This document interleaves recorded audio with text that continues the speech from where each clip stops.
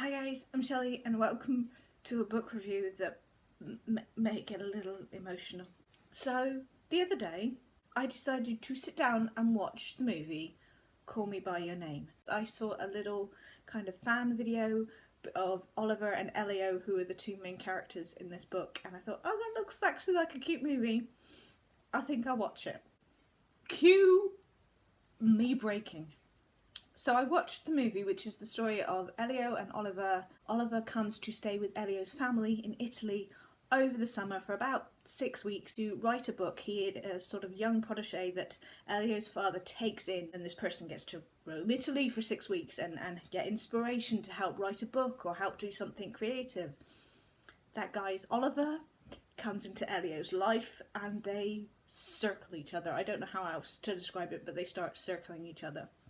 And a relationship and friendship and lots of other things happen between the two of them. So I'm watching the film, I just think, oh, this is light and fluffy. And then Elio opens his mouth and starts talking to Oliver, and the chemistry between the two actors is phenomenal. And I'm just like, oh, I'm a little broken, and the ending of this movie kills me. And so I just had all this emotion suddenly creep up on me out of nowhere. So I knew this was a book. The very next day I got the audiobook because I needed more. I needed more of these two people. It is read by Armie Hammer, who plays Oliver in the movie, but the book is told from Elio's point of view, the other actor's point of view, so it is very, very confusing to start with. My poor brain just got, wait, wrong actor. But after a while, you kind of you can switch. Your brain switches around, and plus Armie Hammer's voice is just. Can we just take a moment for Armie Hammer's voice? Makes me melt a little. I start listening to this story, and it hits me even harder. I'm not describing this right. Elio's voice is so strong. He is this 17-year-old man whose a person has just come into his life that he didn't see coming. He didn't see. Or maybe he did see it coming. Later on in the book you realise it had been kind of building up for a while and he'd just been suppressing it.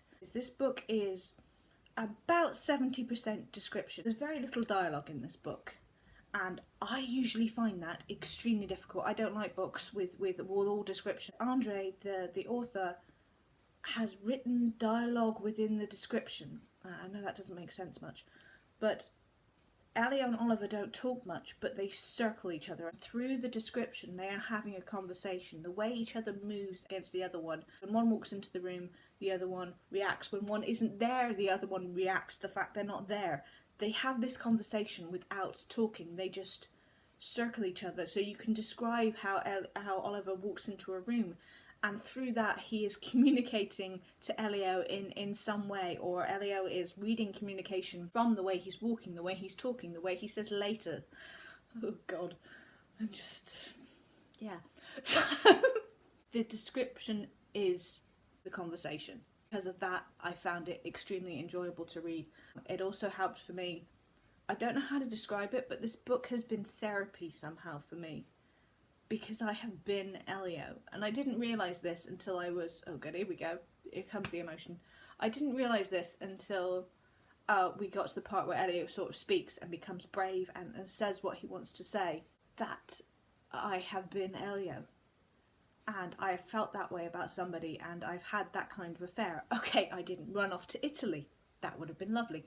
But I did run off and become a part of this kind of partnership, or this relationship, and we circled around each other. I have been in that position. I have felt that, and I think that's why I love this book so much, because I connect with Elio so much. Elio's being and the way he talks and the way he feels and describes things, I have really felt that in my life, and so to me this book has been my therapy. I didn't realise I was holding excuse me, but I didn't realise I was holding on to all these memories and all these thoughts and feelings, and I've become slightly obsessed with this book because of the way it's making me feel. I mean, it helps that Elio and Oliver in the movie are both absolutely beautiful, and I'm slightly in love with Timothy, the guy who plays Elio. that always helps because he's just astounding as an actor. And I realise I'm not really talking about the book so much, I'm just talking about how it's made me feel, because this book has broken me. The amount of quotes in this book, the amount of things I had to get the paperback so that I could write it down. When I was listening to this, I had bits of paper everywhere, with quotes, with thoughts, with all the things that were going on in my brain. I had to get them out while listening to this book. I had it written down my arm at one point. I just grabbed a pen, I couldn't find paper. All these thoughts just were all over me. I have diary entries about a section of the book. I have my review of this book. It goes over 4 pages. That's never happened before. And it's not necessarily about the book, it's about how I feel about the book. I mean, I haven't reviewed this book. This isn't a review of the book. This is just a review of my feelings while reading the book.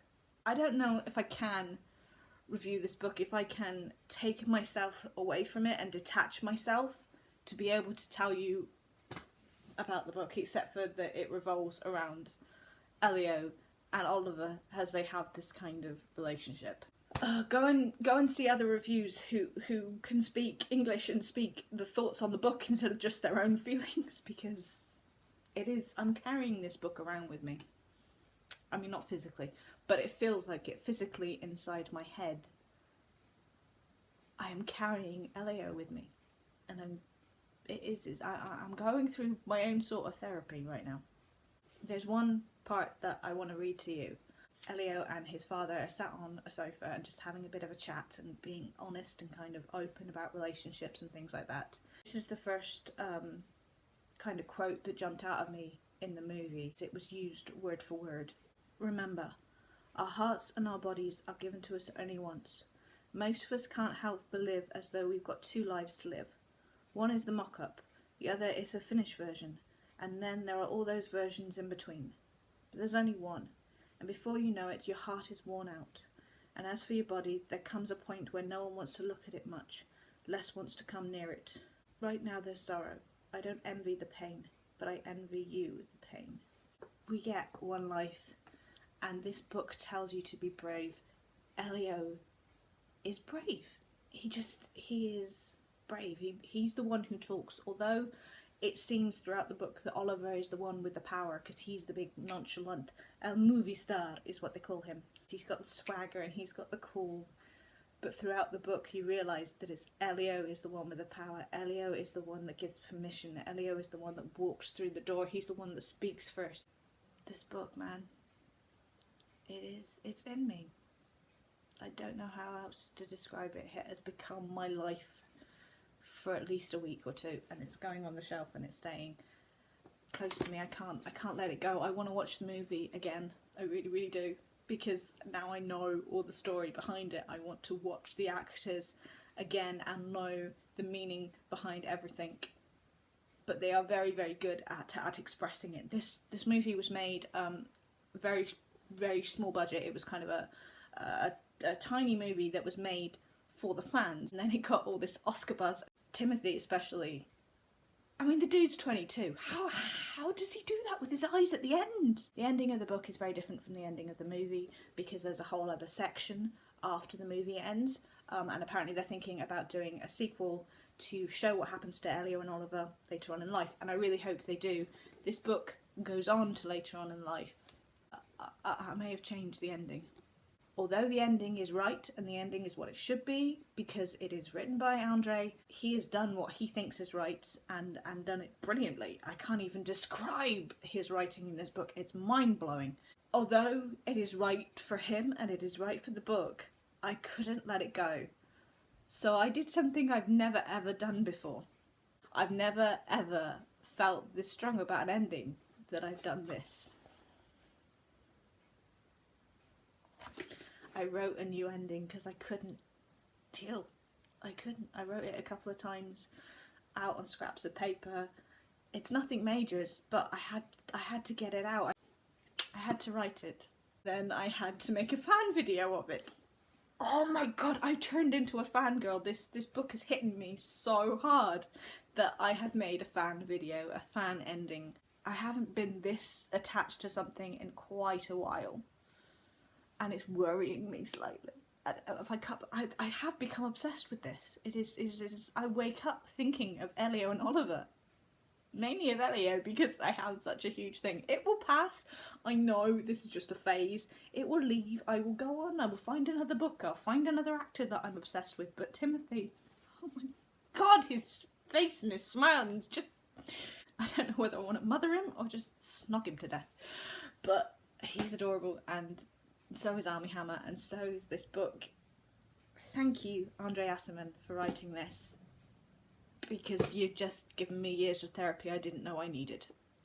Alright, I'm going to shut up now, because I've actually been prattling on for 20 minutes about this book. Go watch the movie, because it's also a masterpiece. It is, besides kind of one section in the middle, it is word for word of the book. It is exquisitely made, description for description, everything. And it's a beautifully made movie, and it's just... I hope you guys are good. And, yeah. Bye.